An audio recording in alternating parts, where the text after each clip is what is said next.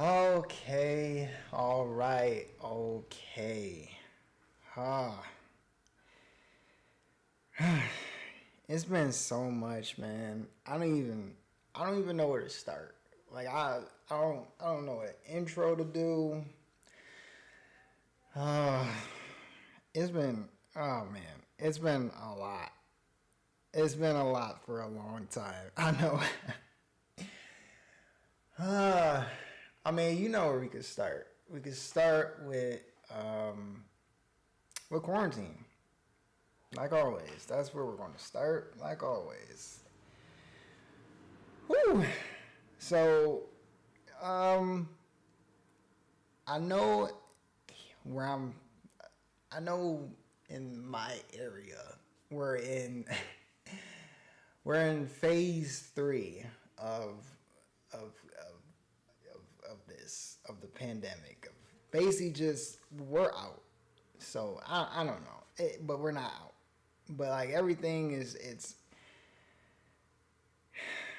I keep saying every time everything is just opening back up. Everything is pretty much like they're like doing like the last bit of opening, which is weird for like malls because certain places in malls are not open. Um, I've just read that China is shutting down again because of COVID. And that's just like, bro, if I have to go back into quarantine again, I said this a while ago. If I have to go back into quarantine again, I'm gonna be pissed. Like, dog, I'm going back out here to work just to go back inside. Like, if y'all could have just kept us inside, man, for a good 2 weeks, we could have had a better handle on this. But now it's just, it's whatever. The country obviously don't give a fuck about our lives. They just care about money that really don't fucking exist because it's just all created. That's pretty much I got with quarantine. It doesn't look like it's going to get better. I don't know. I don't know what's going to happen. But I'll talk about NBA later on. And but right now we're going to get to back to the revolution, the movement. Uh, I want to talk about Toyin. I hope I'm saying her name right. I'll put her full name below because I don't want to mess it up. But I want to talk about Toyin. She was a 19-year-old black woman, young black woman that was sexually assaulted and then murdered. But the thing, it's so just this one really like it really it really hit me. Like this one really hurts. Like all these hurt. Don't get me wrong. All of these deaths has hurt, but this one just really just like it really kind of just like took me out where I just kind of really just kind of just like zoned out and kind of went really just like solo in my mind. She was an activist. She was fighting for black lives, obviously, and especially black male lives. And for her life to be taken by a black male was it's just it hurts, man. It really hurts because black women have been fighting for black men for so long, and black men has disappointed, has been really just not living up to what we need to live up to. We have to protect. I said in past videos, what really hurts because I said this like an episode or 2 episodes ago that black men have to do better. We have to hold ourselves accountable and take on the responsibility of being better and protecting black women. And for it's just what really hurts is because she was young, like really young. She's basically a child. She's 19, so it's just like seeing that to hurt a child. It's for somebody who was literally out here protesting in the streets. There's a couple videos of her talking about it, which again it hurts because it's just she had a very powerful voice, and to hear her backstory a little bit of how she was having problems with her family and she needed a place of refuge and a place to be safe, and she couldn't get that was like I'm gonna keep saying it was heartbreaking.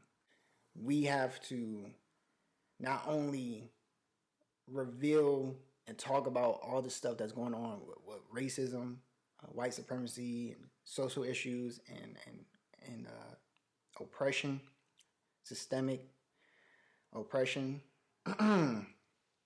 But we also have to look at ourselves and the problems that we're dealing with us, you know.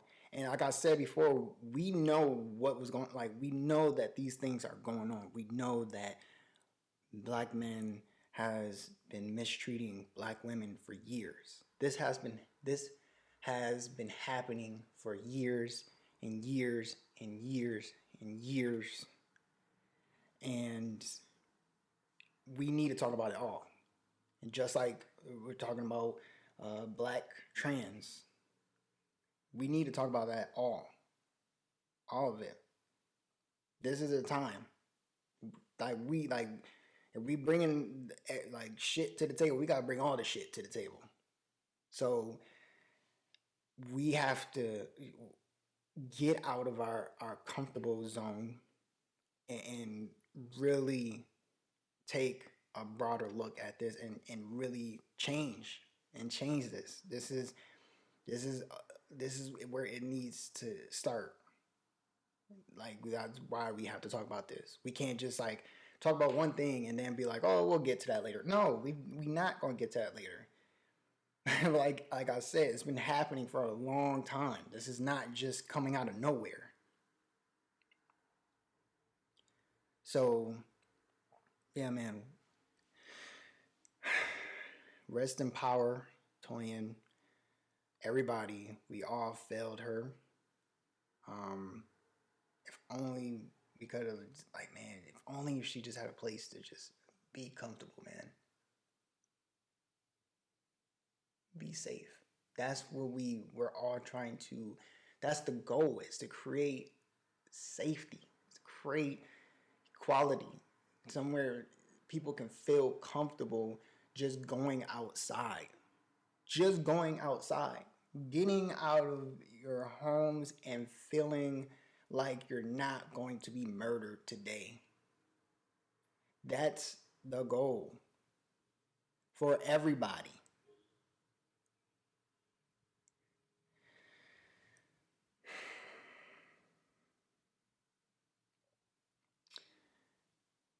I wanted to talk about this first because it's just necessary.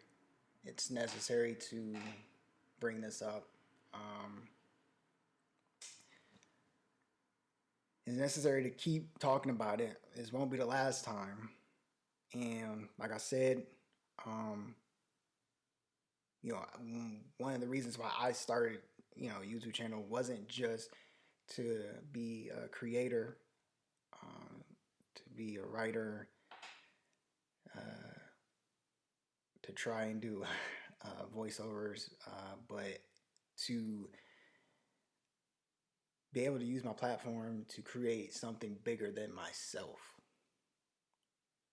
to create a space where, we can create spaces for people to feel comfortable in, for people to feel safe. But yeah, man, like this is necessary, man. Like I couldn't, I have to talk about this stuff, man. Like this stuff that actually means something to me. Like I couldn't come on here and try to not talk about it, like avoid it or something when I'm talking about it in real life, when the camera's not off, when the mic is off. So why would I, like, that's just, it's intertwined. That's what really art is. It's intertwined with real life. What would be the next thing for me to talk about? Do I really want to talk? Do I really want to talk about? I mean, we can do something quick with B Simone. There's more. I don't even know if I talked about it, where she's getting sued by somebody because she plagiarized.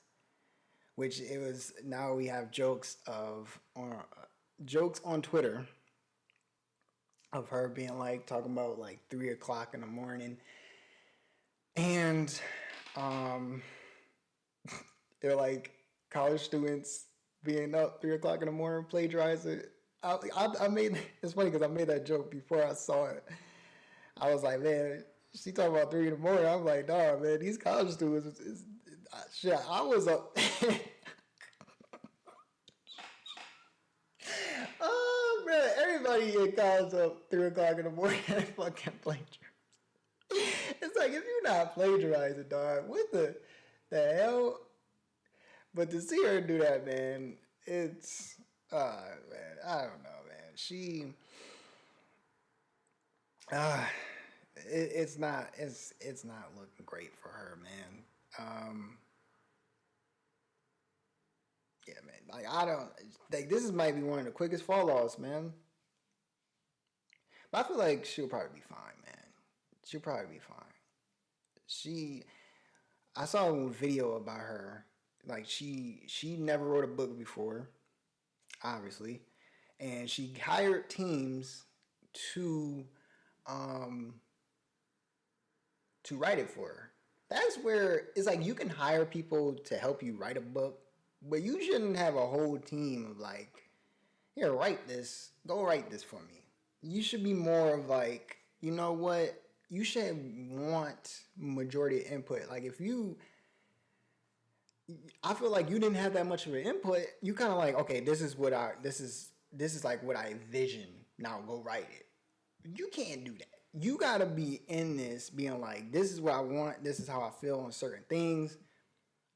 Now, clean it up. Now, can you help me clean it up so it can be presentable instead of sounding like a freshman in high school wrote it? You know what I'm saying?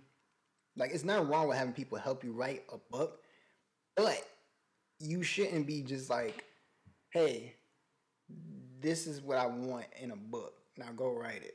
Or be like be very vague about it, being like, hey, I want to inspire people. Now write an inspiring book for me. Like, what? Like, I want to inspire people. Now go write a book inspiring people for me, and then put my name on it.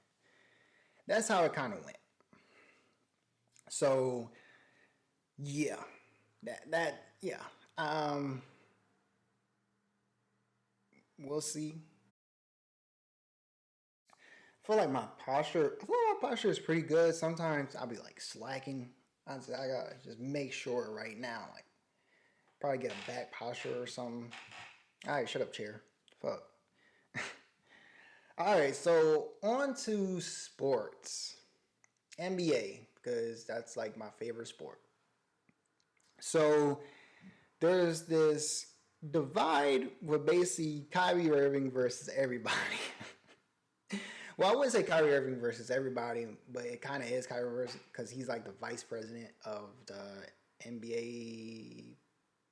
Is it, how do you say it? NBA PA or something like that? I don't know. My bad. But he's like the vice president for the Players Association. So I think it is NBA PA, because it's NBA Players Association. All right. So let me keep talking. So Kyrie Irving basically is saying, hey guys, Let's at least have this conversation on why we shouldn't do it, because he has a point. Now people are being like, phooey to Kyrie Irving because he says some things that's not really that's not popular. One thing is the flat Earth, which I don't agree with because I don't think the Earth is flat. But a lot of people will are bringing that up because of what he's saying now, where he's saying like, "Hey, man, maybe we shouldn't do it." And like I said before, I said this a long time ago. I'm okay with NBA if they don't come back this year. I'm fully okay with that. I'm okay with safety. If it's safe, like I'm waiting, I will wait until it's safe for these players to come back. It makes sense. Why would I want to come back when there's a virus out here? And then on top of that, we have a rebellion going on, a movement going on.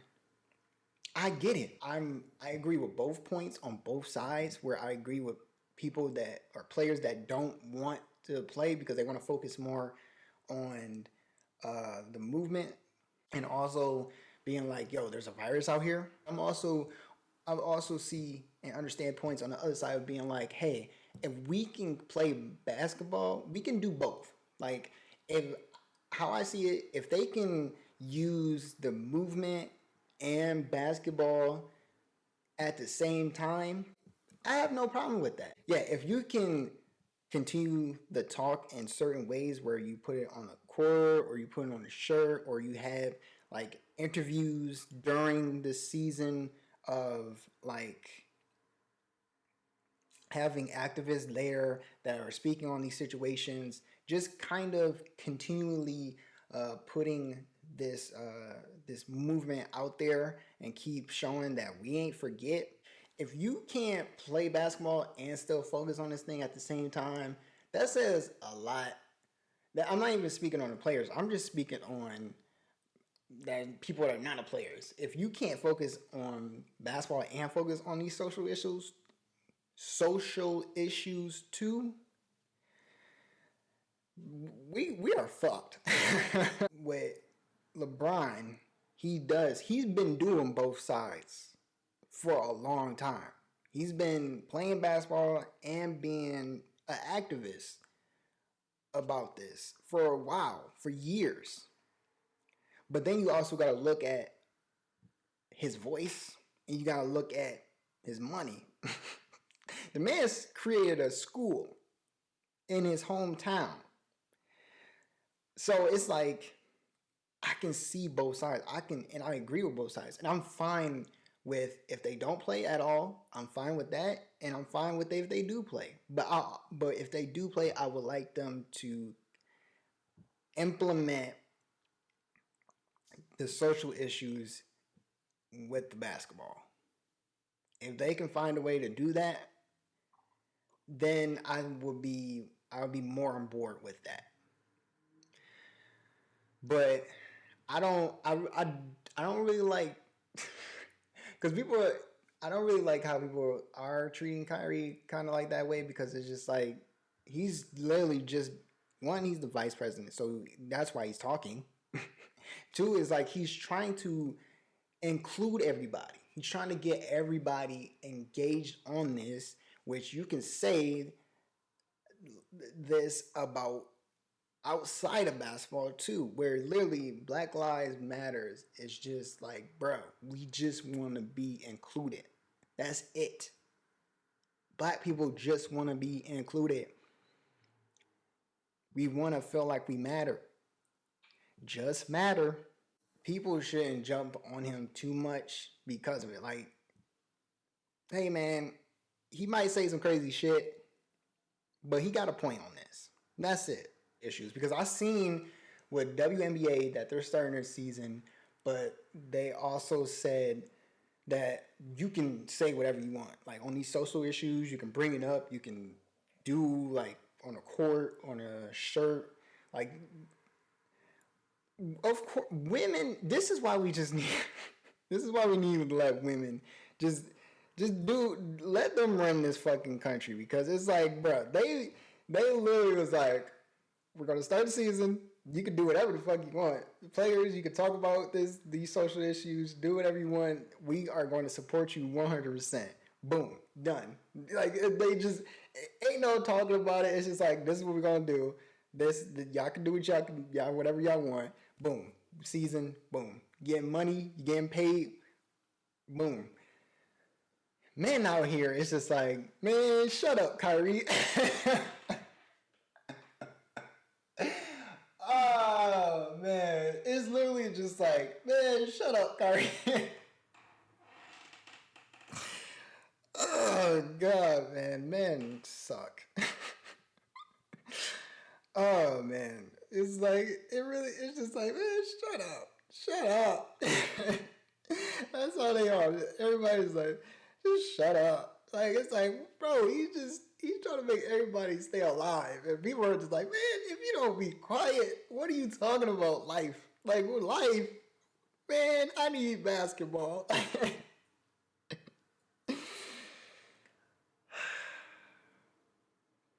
So in the NFL, I've seen Ezekiel Elliott get tested positive for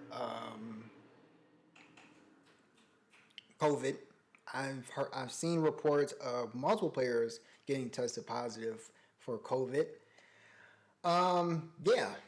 And they're probably going to start. I don't even know. I wouldn't say they're going to start on time, because what is it? It's July. Well, this is June 17th. It ain't that bad, but I feel like it's still going to push them a little bit further back. But it's still going to be a season. They don't give a fuck. They really don't give a fuck. So, yeah, that's pretty much it. Like, they're, I don't know how it's gonna go. They don't really give a fuck. It's still gonna be played football. I seen today that a report of Kaepernick, Anthony Lynn, the head coach of the Chargers, LA Chargers, said that Kaepernick is on the list of free agents, and it really doesn't matter to me until Kaepernick actually signs, put ink on a paper. So that's pretty much it. Like, it's cool for the reports and whatever the fuck, but it don't matter until they put ink to paper about that. All right, so the last episode of Insecure happened on Sunday, which I would say it was a great season. I was gonna say good, but then I kind of thought about it. I was like, no, it was a really good season, man. It was a great season. But I would say will be the last episode. How I feel about there's been so many fake names of this character. I think her name is Condola. I think that's her real name. Where it was Lawrence, kind of like is where it was the person he was dating at the time got pregnant. Well, she got pregnant, and the way Condola, I don't. I kind of called it when I was watching it. People on Twitter called it also while watching it. Was like 2 episodes ago. There was like, Condola's pregnant. Like, that's the only thing, because it really is the only thing. Like, it's like, once you have that conversation of like, Lawrence, he wanted long term, she didn't want long term, or she wasn't sure at the moment. That's where it's like, all right, well, there's really nothing else we're gonna do here. Like, I'm not about to sit here and be around you if we're not trying to make this work. So for her, I don't know, it's like there's no other way she will be calling like that, like multiple times, unless she's just like really like this dude. But it was majority of the time when women when that happens, when that situation happens, it's most likely she's pregnant. That's what it is, and it ended up her being pregnant. And the way they kind of made it look where she might be like the villain of this season is the way it looked, the way they shot it. I don't know, the way the lighting was, it was just weird. And the way she was like, you don't have to be like anything, like you don't have to be in the life, the baby's life. Like you could just do whatever you want. It's just like, what the fuck? Like to drop news like that and then to say like, oh, you can go on and do whatever the fuck you want. You don't have to be in the baby's life. It's just like, whoa. Oh shit. Dog, what? What? No. I'm gonna be there. Like, what are you talking about? Like, bruh. How I feel about the pregnancy is it wasn't bad, but I don't know, it felt easy to me. It felt real easy to do, to kind of give another wrench to be thrown in, because how I feel about it is next year it can go downhill for me personally, because then this is tiptoeing territory of soap opera, and once you get to soap opera, excuse me, once you get to soap opera, I'm out.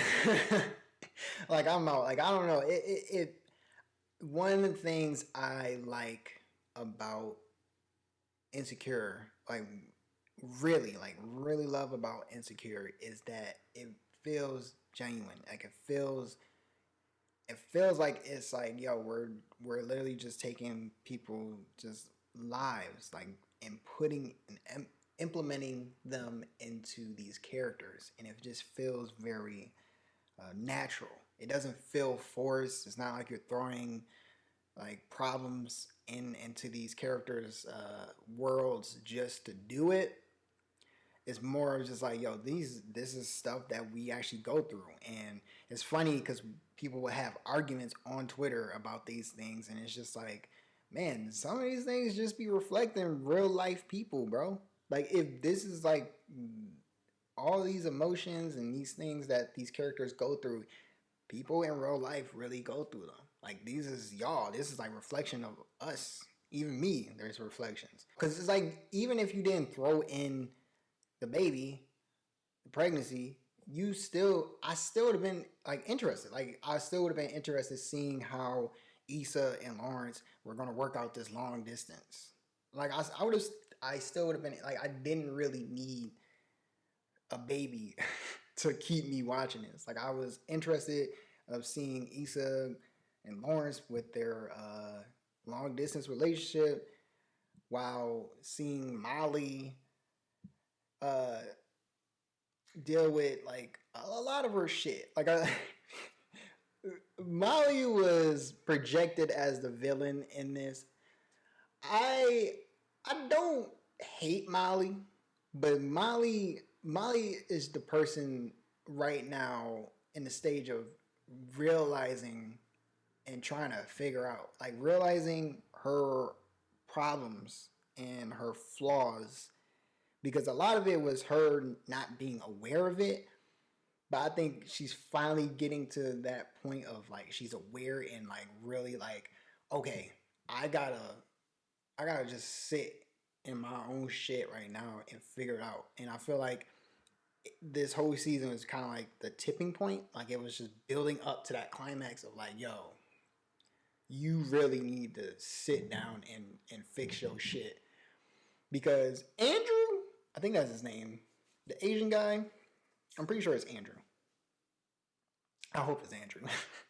He really is the MVP of this season, of damn near all, like the whole show, because he was he literally is probably like the best. Thank you. He was literally probably the best overall character of this show. Of all characters, like he cares about people. Like he cares about his friends. He be like he never really project his like anger that much. Like he's very good at like just talking through it, like communication. He was patient with Molly when Molly is just like deflecting and like attacking others when it's her that she's like fucking not trying to like take accountability for her own actions. And it's just like, man, Andrew, dope, dope. So yeah, it's like losing. So Molly losing Andrew, it was definitely, we all pretty much saw it coming, because it was just like, man, she literally just she just don't give a fuck. I mean, she's lashing out, continually lashing out on everybody, not even just him, on her family, her friends, like on like Issa. And it's just like, I see why, like for me, I feel, I guess, I don't know, I kind of felt bad for her, because it's just like I see her, like I see her trauma. I see like she got problems that she, like I wouldn't mind. Well, I mean I seen it in real life that people would be like, oh man, you still got trauma you got to still deal with. Like I seen that in real life. So it's like I don't feel like Molly is a bad person. I just see like, yo, she cool, but she just got problems she need to work out. So like it's like I wouldn't mind be friends with her, but like anything, it's just like, bro, she got stuff she just need to fix for herself. So it's just like I felt more bad than I actually felt like, man, fuck her. I was just like, damn, man, I hope she start realizing her problems, because uh, it could have been worse. Could have been worse. Um, Yeah, man. So it's like Insecure this season. I don't know if this would be my favorite season. I probably have to rewatch this show, because I really don't know what would be my favorite season. I'm not sure, but this season definitely is. What is it? Is it 4 seasons? I think it's 4 seasons. So again, I'm pretty sure it's 4 seasons, but this show been going on for a minute, man, and it's solid. It's a great show. Um, I hope we all appreciate what's coming out of this great content, because it's definitely the type of show that's gonna last for a long time. Kind of like like Living Single. It's gonna stand the test of time, because the issues they talk about in these shows are gonna last for a long time. It is. It's gonna be here for who knows how long. It's and well, I mean, it's always gonna be here, because it's humans. Humans gonna have humans problems. Because it was dope to see like like dope to see Lawrence and Issa like come back, and it wasn't honestly, it didn't feel forced, because it was just like they came back, they were talking to each other, and they were just seeing, like it could have easily been like, all right, we could just be friends, just be cool. You know what I'm saying? It happens. You have, exes that would be cool with each other after. Like they don't have no problems. Like there are relationships that don't end badly. It's just be like, yo, I don't feel it. You don't feel it. All right, we cool. We ain't got no problems. Shit, we can conversate, talk some shit. You know what I'm saying? Like if we got problems or whatever, we can still talk. You know what I'm saying? But we just not in a relationship anymore. So that and that way, where it's just like it could have easily went to just being cool and just being friends, and not like hating each other or having that anger towards each other. It could have easily went that way, but it went into that direction of being like, yo, let's try this again. So yeah, man, dope season, dope show. Yeah. Last thing we're going to talk about is this J. Cole and Noname thing. I don't even know where to start on this. I don't know why people go so hard to defend people that they don't even know. And where I'm talking about people, the person that they don't know is J. Cole.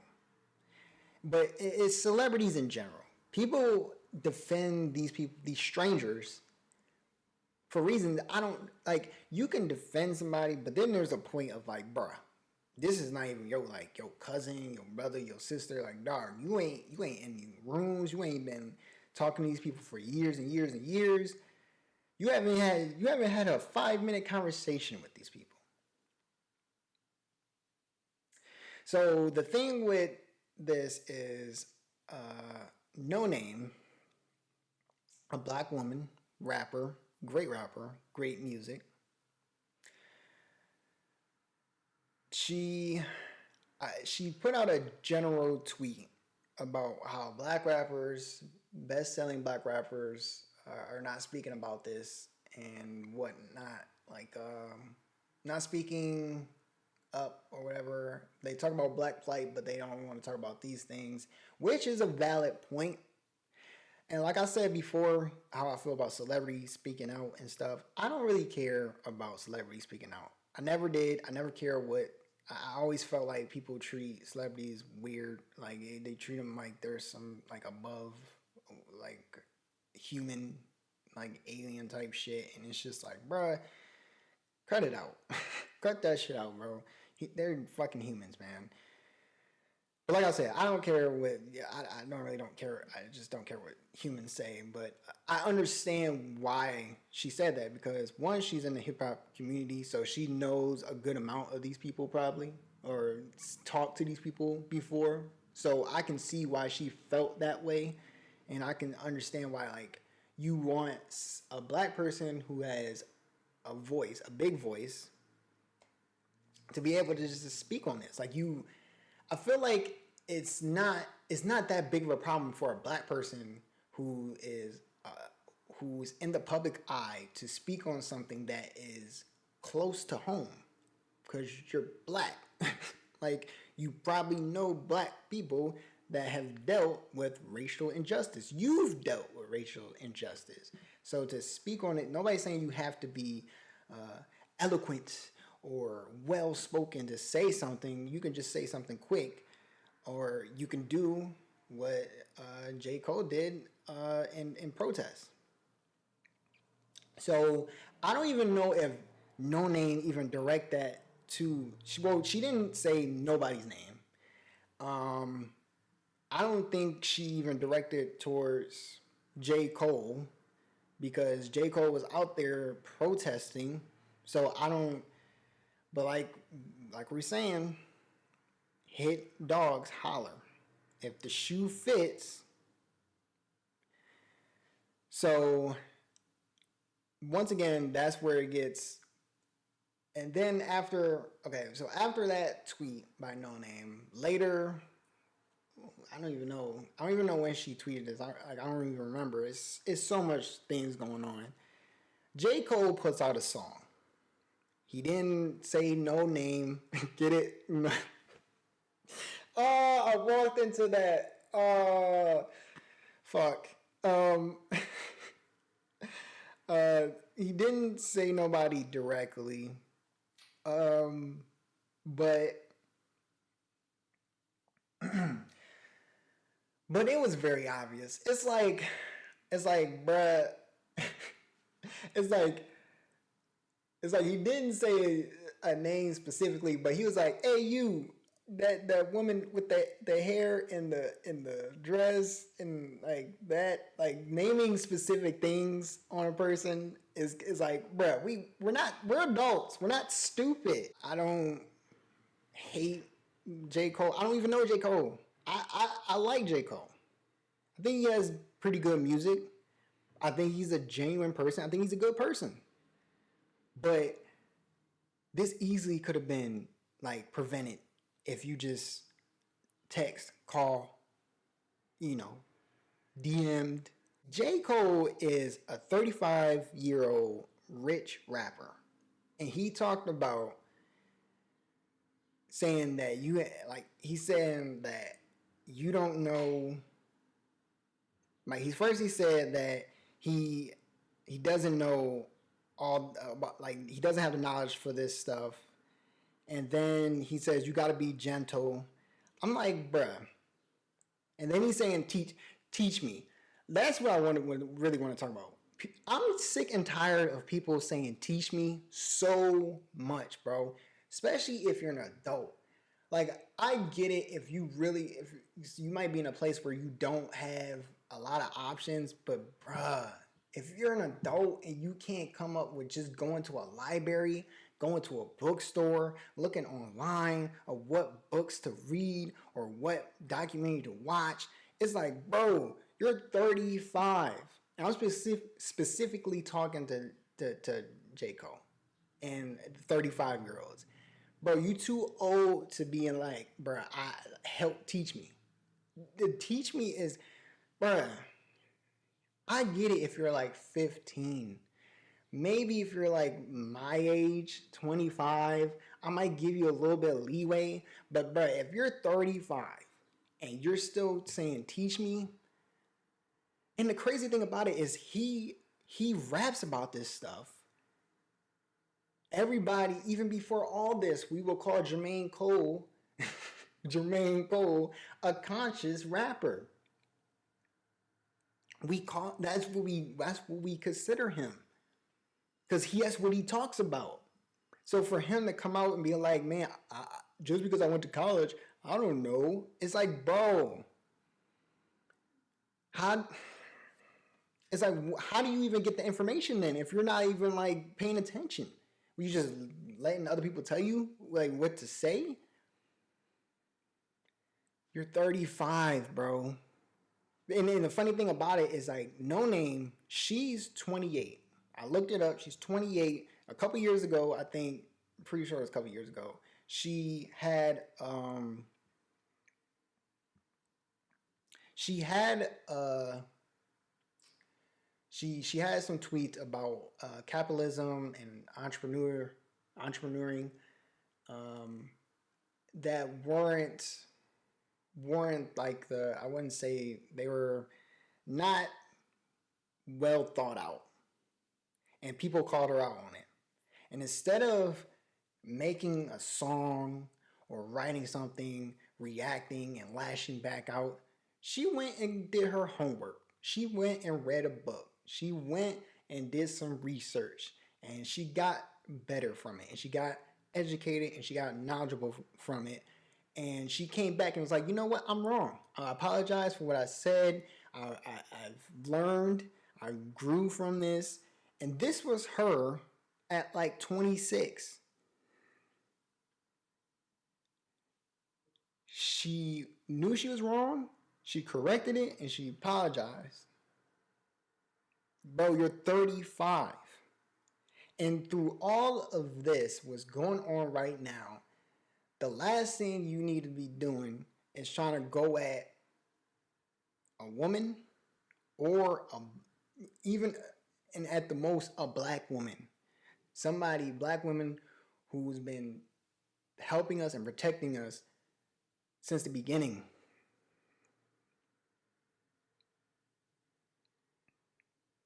And I'm not here to cancel J. Cole. I'm not here. I'm just saying, bro, be better. Be better. That's all I'm saying to y'all. Black men specifically, be better.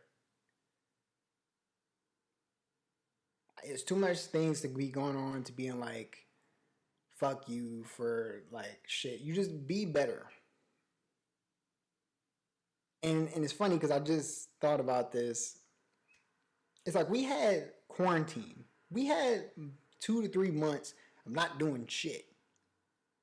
Not one time you decided to pick up a book or an audio book or a documentary to try to learn something. And people were saying, well, Noname went at him first. She didn't go at him first. She made a general statement. She didn't go specifically at him. This dude is about to be 5 years from 40 and he's talking about be gentle. Bro, grow up. Grow up. I get if you're like 23, bro, and you're like, man, I can you help me out? Can you help me out? Like, I get it. I get it if you're young, man.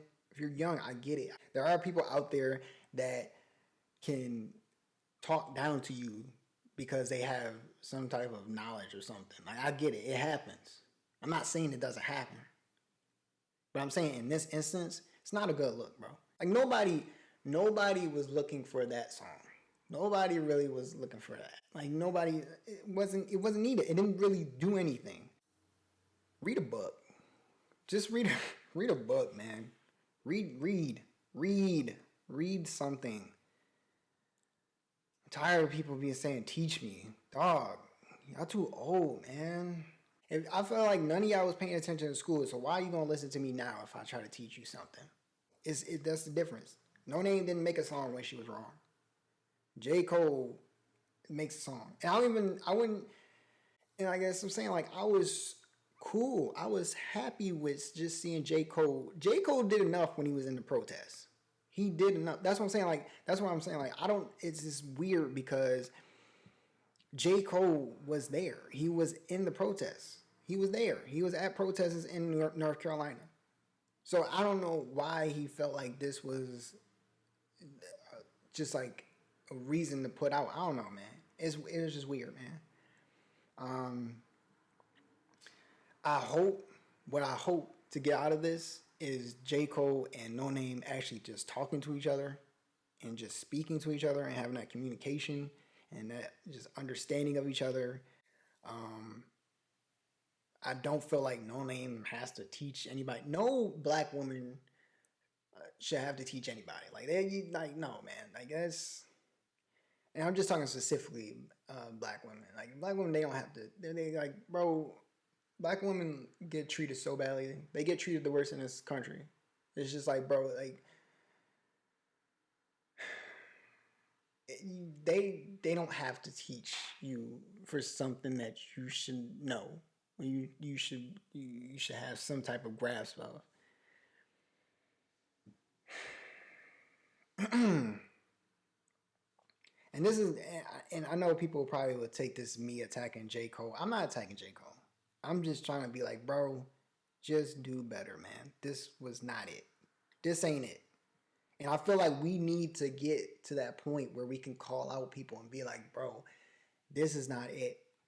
And help you get to something that's better, man. That's where we need to get to the point of we need to just be able to like, yo, and not just like I'm talking about everybody. Like I'm talking about our whole black community of just being like, bro, what we're doing right now is not it. It's not what we're supposed to be doing.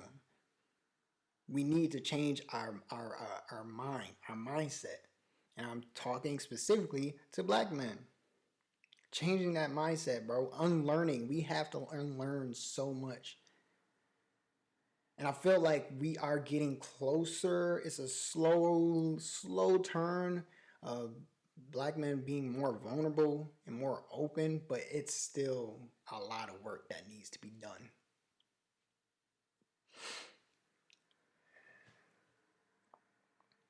Because black men begin so defensive so quickly for shit that just makes no fucking sense at all.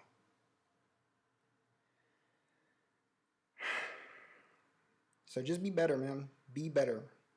Hopefully he learns from this. Hopefully he goes and actually reads or just watch something, get educated.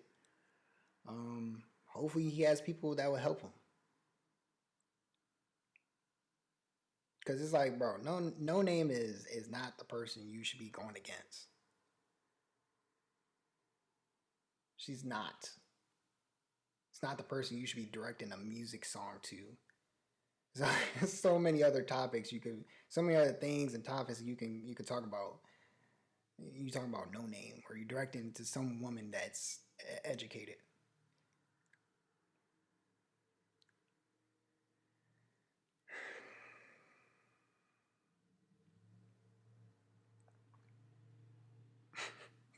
You really put gentle in a song.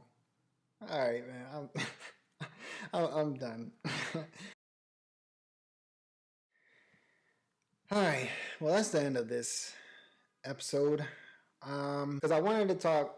I forgot, but I wanted to talk about the lynchings that have been happening, and they're covering up as suicides. I think it's like 7 right now of lynchings that happen in the public across the country, and they're all being named as suicides.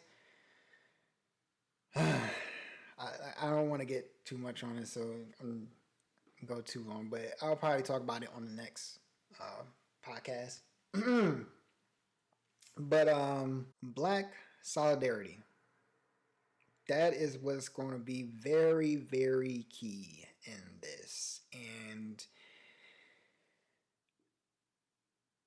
we need each other. Black women, black men, the LGBTQ community, all of it. When we talk about Black Lives Matter, we talk about all Black Lives Matter. Everybody. So that's what we need, man. But we need to realize our own flaws and misguided teachings and very horrific past that are still happening today. But at the end of the day, we need solidarity with each other for us to achieve the change that we seek.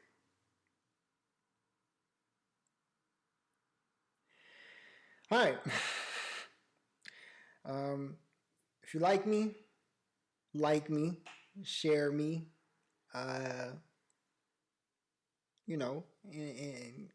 thank you for keep supporting me. Thank you for the support. I appreciate you guys. If you keep watching me, man, I really do love you and appreciate you for it, man. Because I want to do big things for everybody. for what the hell? All right, I got stuck. And now my dog is barking. All right. I love you guys. I'll see you in the next episode. Yeah. God damn it. My dog is just crazy. All right, man. All right. Peace out.